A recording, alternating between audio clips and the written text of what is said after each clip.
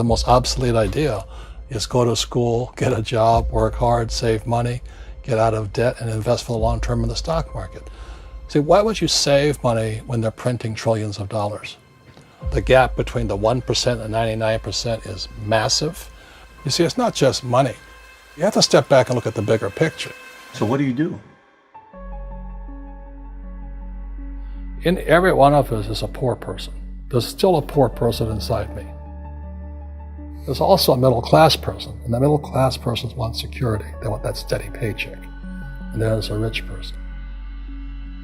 And they're all inside of us, except that it's not taught.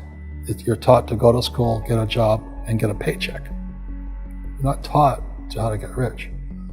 If you read Rich Dad, Poor Dad, my rich dad refused to pay me. He said the paycheck was one of the most damaging things you could take in your life. He says the moment you take a paycheck, you're an employee, and that's the mindset. So my rich dad never paid me. It drove my poor dad, government employee, nuts. You gotta pay people, you gotta pay people. And Rich Dad was not saying that the paycheck was bad. He says you didn't want to be a slave to money. So as an entrepreneur, if Rich Dad folded, I just started another company. I don't need a paycheck. I don't need anybody to take care of me. If my government doesn't like me, I move to another country because they need entrepreneurs there. So the entrepreneur is not so much the business. The entrepreneur is really the mindset and the skill sets and the different set of rules. You see, I don't operate, small business does not operate in the same rules as big business. Entrepreneur is a mindset first, a skill set, and rules. And depending upon whether you're an employee or a small business, the rules are different. The mindsets are different, the skill sets are different. If you could say one thing to somebody who's never been an entrepreneur and they're thinking about making the leap of faith into becoming an entrepreneur, what could you tell them? Well, I'll just tell them the same thing that happened to me. My last paycheck, I still remember it clearly. It was one of the worst and the best days of my life. And I was in Puerto Rico.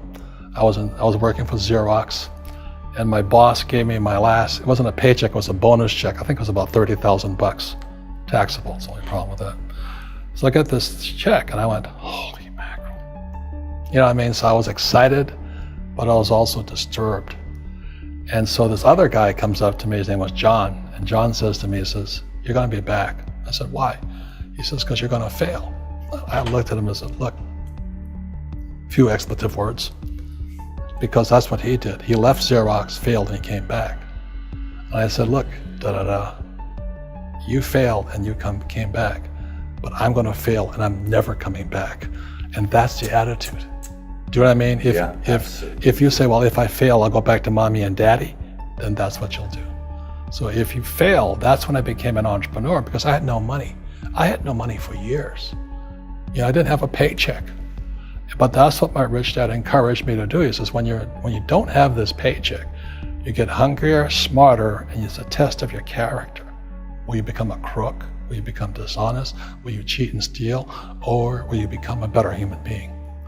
So really, that's the benefit of becoming an entrepreneur, is you really find out who you are when you don't have anything. So you always have to look at the big picture. Too many people look at, well, what's going to happen to me? When you look at the big picture, you're also going to know that when something bad happens, something good's going to happen. But you got to prepare for whatever is coming. If you think next 20 years will be like the last 20 years, you're going to get creamed. When you and I go to the supermarket and we buy a carton of milk, we always check for the expiration date. But most people do not check for the expiration date on their brains. Instead of get out of debt, I get into debt. I just refinanced $300 million in debt. I went from 5% to 2.5% interest. I made a fortune. Every month, more money comes in because my cost of money has gone down. So while some financial experts are saying get out of debt, I'm saying learn how to use debt. See, when I came back from in Vietnam in January of '73, the first thing my rich dad said to me was go to school to learn how to invest in real estate. It wasn't real estate, it was how to use debt and taxes. Debt and taxes make the rich richer. Debt and taxes make the poor, the middle class, poor. So all the rich guys who are doctors and lawyers or, those guys, they're getting creamed and they don't know why. Doctors are getting creamed. Oh yeah, they're making more money, but the take home is less. Sure. My doctor just yelled at me. He was happy. He says, "Oh, guess what? I finally made $1 million." And I said, "Yeah, this was just 3 weeks ago." And so I said, "Yeah, well, how much you pay in tax?" He says, $750,000 in taxes. So his net was about $400,000. That's not bad. But when I make $1 million, I keep $1 million. And the reason is because I don't make it by working for money. See, if you work for money, you're taxed.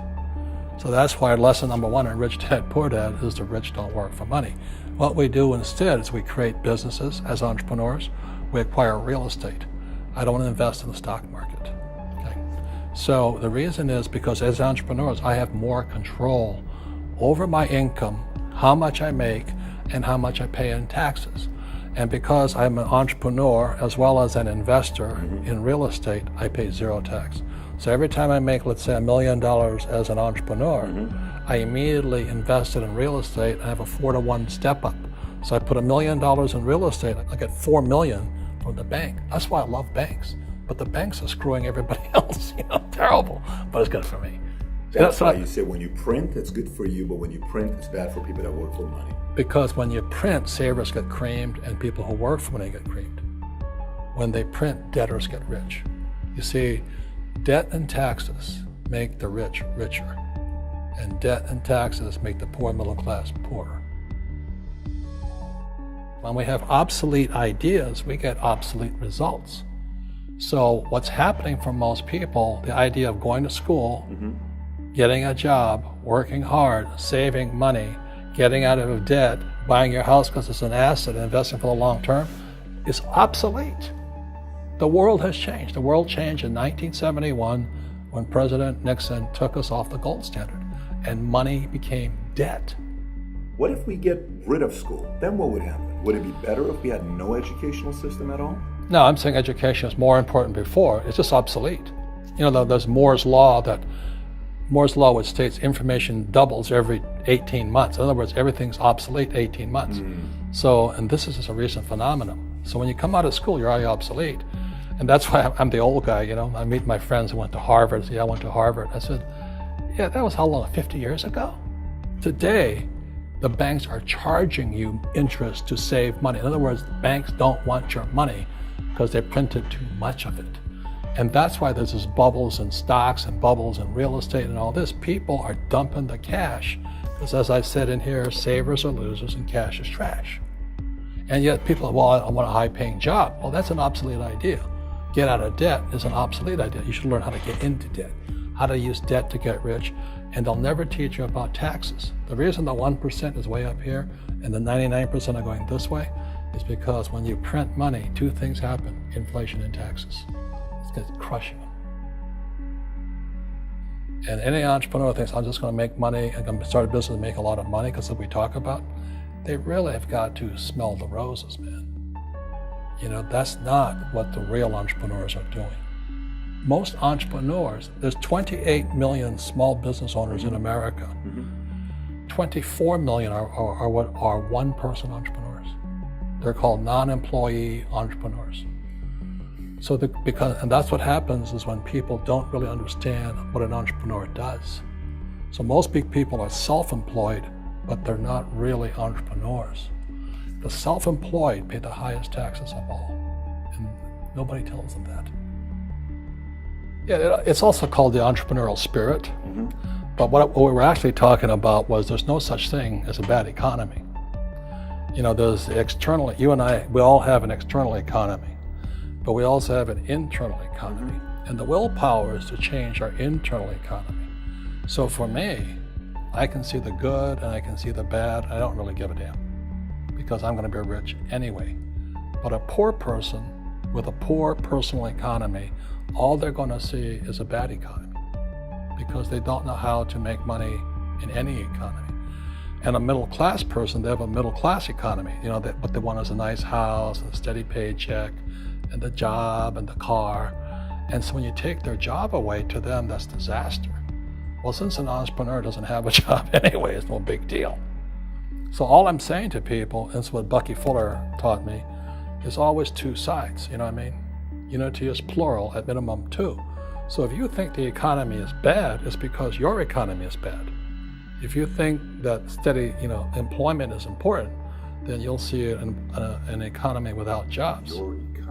Your economy versus the external economy. What you control versus what you can't control. I can control. Yeah, it's called an internal focus versus an external focus.